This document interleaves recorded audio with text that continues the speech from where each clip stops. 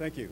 It is my particular pleasure to ask you to join me in welcoming Mike Ducker, President FedEx Express, President International FedEx Express, and outgoing Chairman of the Coalition of Service Industries. Mike.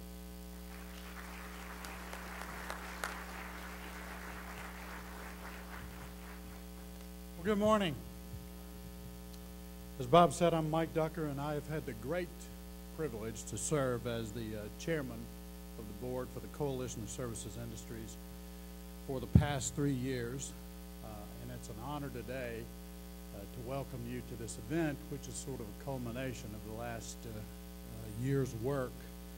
And we're delighted to have such a strong turnout, such a distinguished group of speakers and participants, and I welcome you all here today.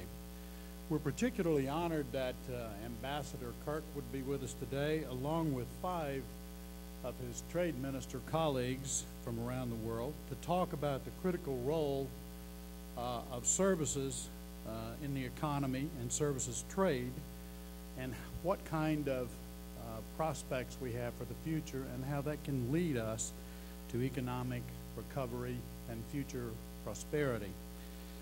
I would also like to thank our many sponsors and friends from the Global Services Coalition that make this possible. Finally, I would be remiss if I did not recognize Bob Vastine and his outstanding staff who have labored tirelessly over the last few months to put this coalition together.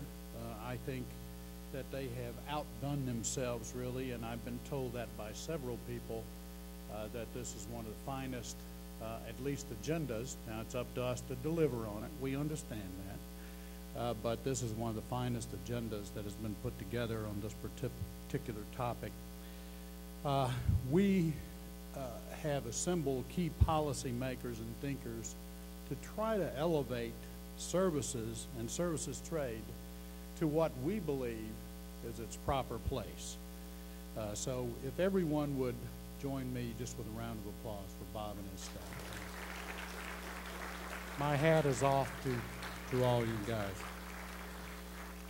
We're coming together at a very crucial time for our economies and our future prosperity, really. Over the next 2 days, we're going to explore how the services economy and services trade can create jobs and reignite economic growth for both developed and developing countries alike. Services really power the modern economy. If you make a cell phone call, ship a package overnight, I like that one particularly, insure your property, finance your business, or surf the internet, you're relying on services. And those types of services account for 2/3 of the world's economy, but only account for about 20% of world trade. Now that imbalance really marks the challenge that we're here to face today. But it also represents substantial opportunities for growth in services trade, and most importantly right now, the jobs that accompany that. If we can remove many of those barriers that still exist and impede the provision of services across national borders, we can recognize those opportunities. By one estimate, service sector liberalization could yield an economic gain in developing countries of about $6 trillion in the 10 years between 2005 and 2015, 4 times the amount of goods liberalization.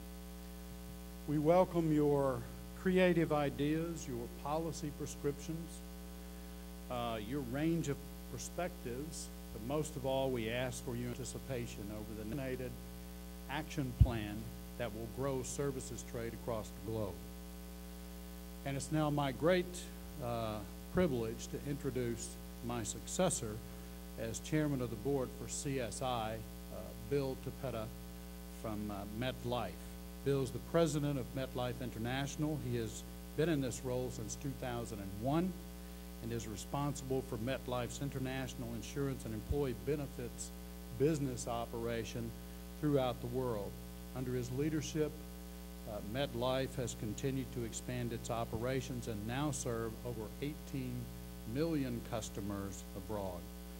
Bill and I now both run internationals for the companies where we began our career. He started as an attorney in the MetLife Law Department in 1973 and has worked his way up from there. He's a and all of its members will certainly benefit tremendously from his leadership, business savvy, and commitment to this organization. Bill, I deeply appreciate your taking on the chairmanship and look forward to your leadership.